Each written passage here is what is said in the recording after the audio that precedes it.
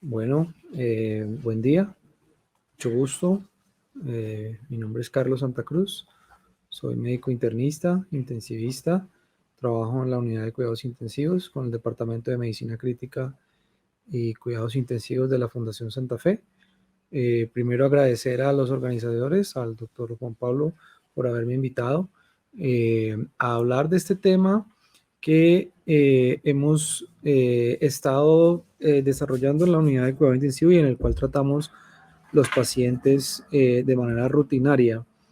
El nombre de la charla es el Point of Care Ultrasound en pacientes con trauma craneoencefálico, más sin embargo, pues se ha ampliado a el concepto de lesión cerebral aguda, que incluye otros tipos de lesión cerebral, en este caso específicamente la hemorragia subaracnoidea.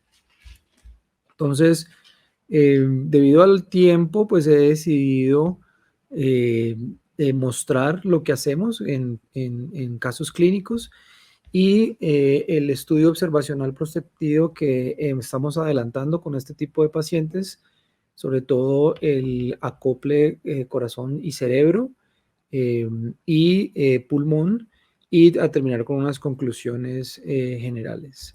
Entonces, este es el primer caso. Es una mujer de 70 años, una hemorragia subaracnoidea traumática que es encontrada en el piso en una crisis de convulsión. Hace 4 episodios de crisis, ya sospecha de estatus epilépticos y nos la trasladan a la unidad de cuidado intensivo. Este aquí a mano izquierda es el TAC de la paciente.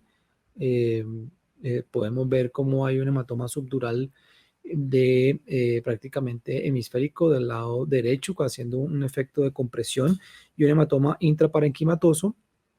Esto en el Doppler transcraniano se traduce en un bajo flujo sanguíneo cerebral con unas tensiones, un flujo sanguíneo medio a nivel de la arteria cerebral media en el lado contralateral bajo. Recordar que la meta es 40, en este caso en la cerebral media, en la porción M2 tenemos 36 y en la porción de la arteria cerebral anterior izquierda tenemos 24 centímetros por segundo. Entonces verdaderamente un bajo flujo sanguíneo cerebral, seguramente inducido por el hematoma subdural que está generando una herniación hacia el lado contralateral.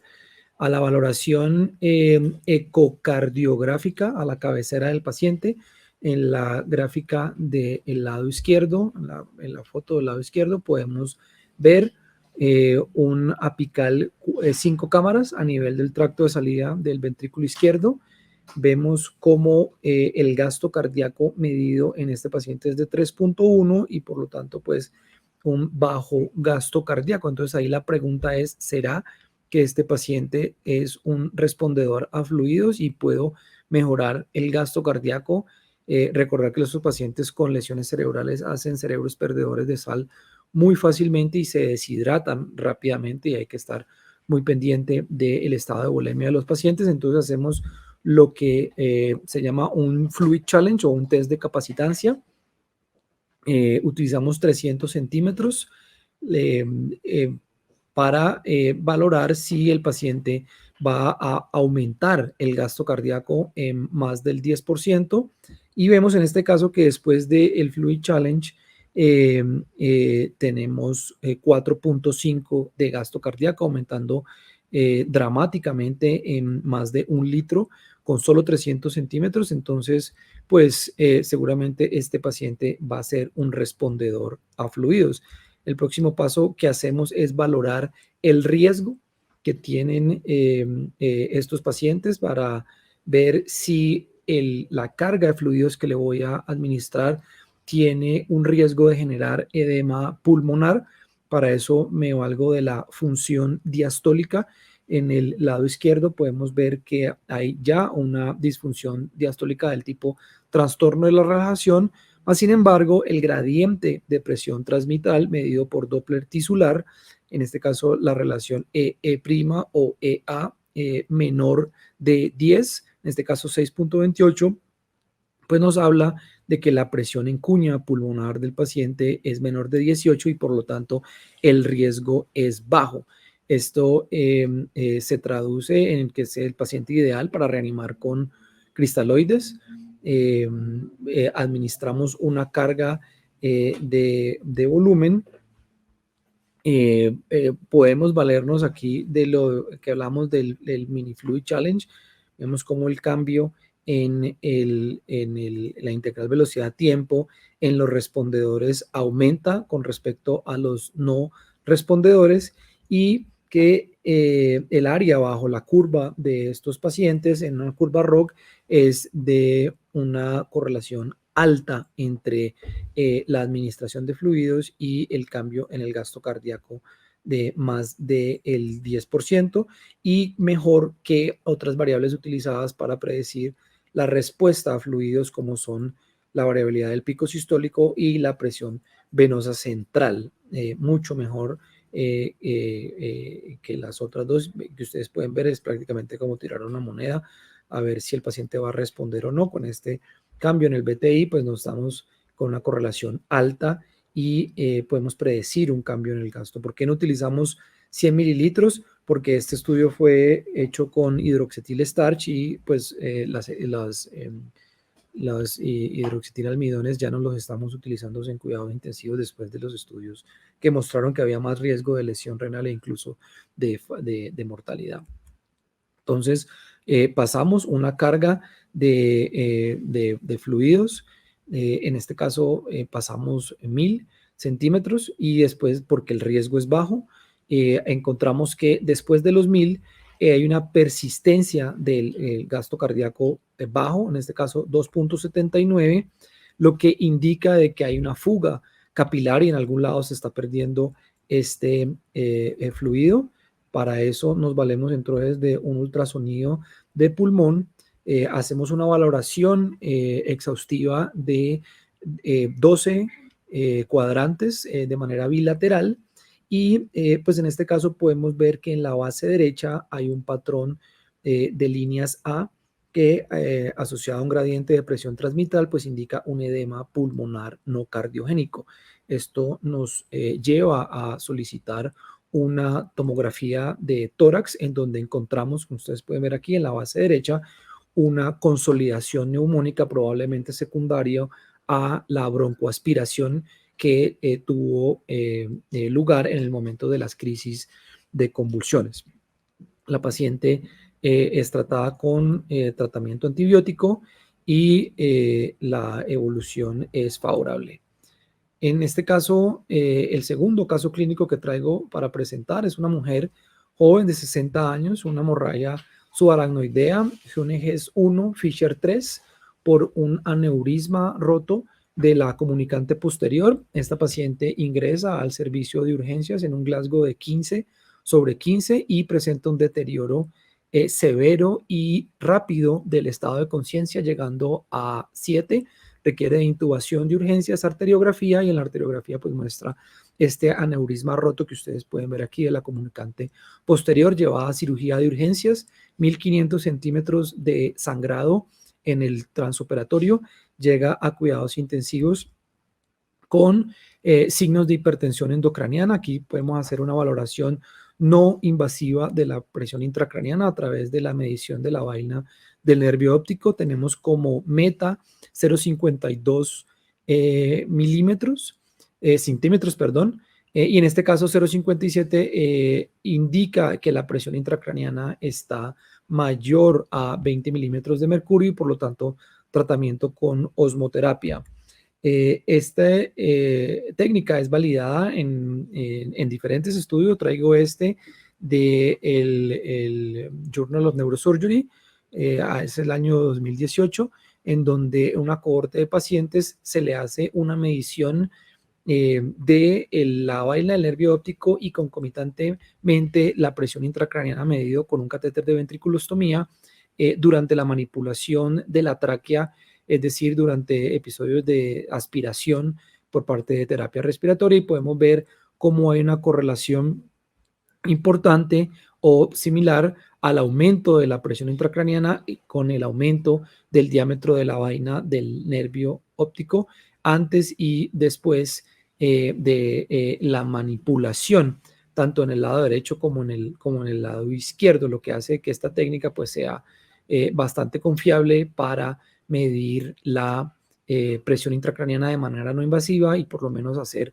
intervenciones que puedan salvar la vida del paciente rápidamente. Basamos a la parte cardíaca de esta paciente y lo que podemos ver aquí es una hipoquinesia basal y una hiperquinesia, una hipoquinesia apical y una hiperquinesia basal, perdón, indicativo de un síndrome de Takotsubo o una cardiopatía por estrés. Recordar que el síndrome de Takotsubo fue descrito sobre todo en pacientes con síndromes coronarios agudos. Más sin embargo, hemos visto que por la descarga adrenérgica que ocurre en estos pacientes después de una lesión cerebral aguda, pues lleva a que haya una disfunción del ventrículo izquierdo pues lo que denominamos una cardiopatía por estrés. Esta medición del gasto cardíaco nos muestra un gasto cardíaco de 3.4 que después hace que la paciente entre en una disfunción orgánica múltiple, más sin embargo, pues después del tratamiento que se le hace a esta paciente, pues podemos ver aquí el resultado final de la paciente con una recuperación dramática de su estado de conciencia. Estos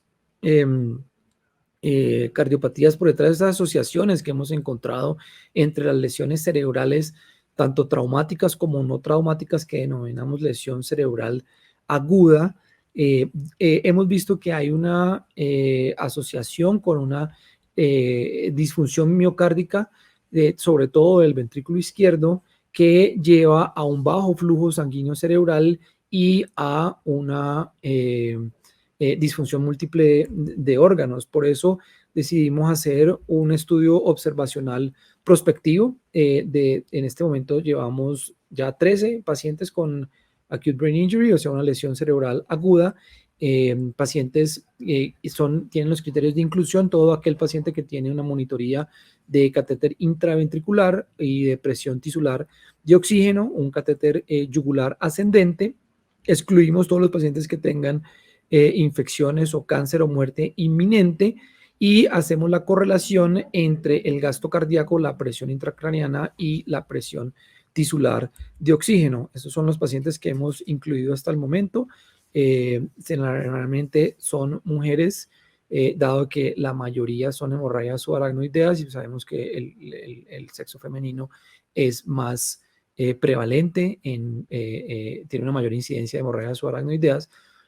Más sin embargo, pues también tenemos pacientes con trauma craneoencefálico, también tenemos pacientes con hematomas intraparenquimatosos. La edad media de estos pacientes es de 60 años aproximadamente, 75% de pacientes con soporte inotrópico, 91% con soporte vasopresor y pues estas son las variables que hemos estado buscando, que incluyen la presión intracraneana, la presión de perfusión cerebral, el gasto cardíaco, los índices de oxigenación medido por la relación presión arterial de oxígeno sobre la fracción inspirada y el agua extravascular pulmonar. Entonces, lo que hemos encontrado hasta este momento, como pueden ver aquí, es que aquel paciente que tiene una presión intracraniana más elevada se asocia a una presión tisular de oxígeno menor.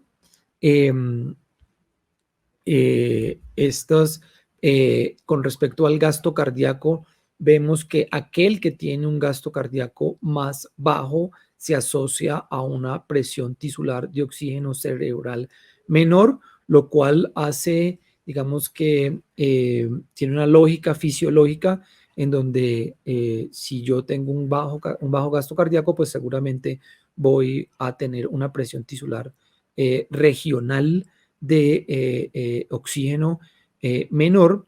Esta se asocia a una presión de perfusión cerebral menor y a una presión intracraniana mayor, lo que habla sobre un desacople entre la relación cardio-cerebro, donde en teoría sí yo debería tener un patrón hiperddinámico con un gasto cardíaco más aumentado, pero lo que estamos viendo es que hacen disfunción miocárdica muy frecuente, y aunque no traje los datos, pero sí también vemos asociado troponinas y péptidos natriuréticos elevados en estos pacientes. Con, a la valoración del metabolismo cerebral de oxígeno a través del índice de lactato glucosa, que son índices de perfusión cerebral, pues vemos que aquellos que tienen un gasto cardíaco disminuido llevan a un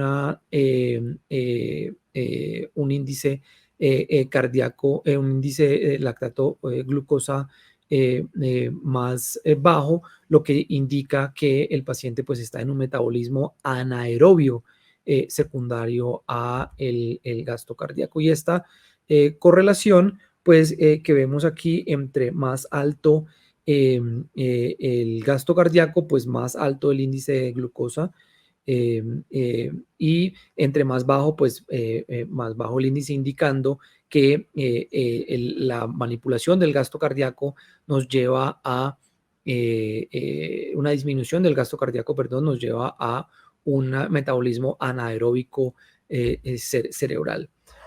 Como conclusiones preliminares de este pequeño estudio observacional que está en curso, pues podemos decir que la lesión cerebral aguda es un factor de riesgo para un trastorno en la contractilidad cardíaca, que este bajo gasto cardíaco disminuye el flujo sanguíneo cerebral y lleva, por lo tanto, a un metabolismo cerebral anaeróbico, y que probablemente esta hipoxia cerebral, que es de origen isquémico, está asociado a un aumento en la mortalidad de los pacientes.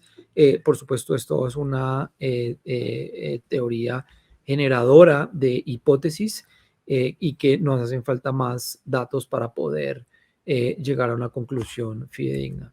Con respecto a las conclusiones finales, pues podemos concluir que el ultrasonido y la ecocardiografía a la cabecera del paciente son herramientas que ganan cada vez más campo en la práctica diaria, que estas técnicas disminuyen los tiempos de atención del paciente y llevan a que podamos intervenir más rápidamente, hasta a diferencia de esperar el tiempo de implante o de un catéter o de una línea arterial, que están asociados, pues digamos que a tiempos más demorados para poder o administrar los líquidos o para poder aumentarle el gasto cardíaco con inotrópicos de los pacientes de manera no invasiva, que digamos que es muy